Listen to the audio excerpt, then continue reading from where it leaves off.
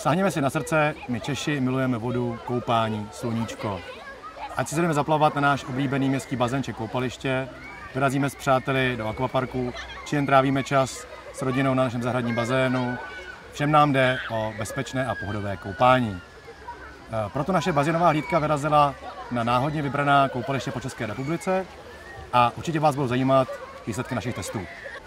Všichni si přejeme koupání v průzračně čisté vodě. Filtrace vody v bazénu zachytí drobné až okamžitelné částečky a my máme pocit, že se jedná na první pohled o čistou vodu.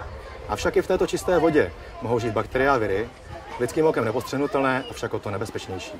A jsme to my, lidé koupající se, kteří jsme největším zdrojem pro růst a množení virů a bakterií. Působením těchto virů a bakterií pak mohou být různé kožní reakce až komplikované záněty.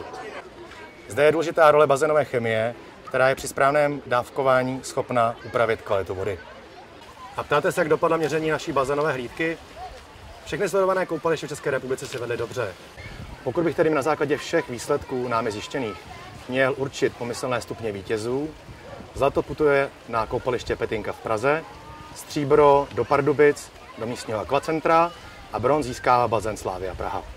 Jsme u zahradního bazénu podobnému tomu vašemu a nyní si v praxi vyzkoušíme, jak takové měření vody vypadá. Platí zde stejné principy jako na běžných koupalištích. Z našeho testu vyplynulo, že zdejší bazén má hodnotu chloru žádná celá 3 a hodnotu pH 7,8, což jsou hodnoty v normě stanovené vyhláškou. Naše představy o tom, kolik chloru je třeba k sanitaci bazénu, jsou značně zkreslené.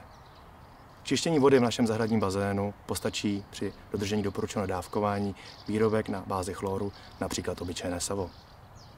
A pokud dáváte přednost svému zahradnímu bazénu, nezapomínejte na kontrolu vody v něm, protože tady to za vás nikdo jiný neudělá.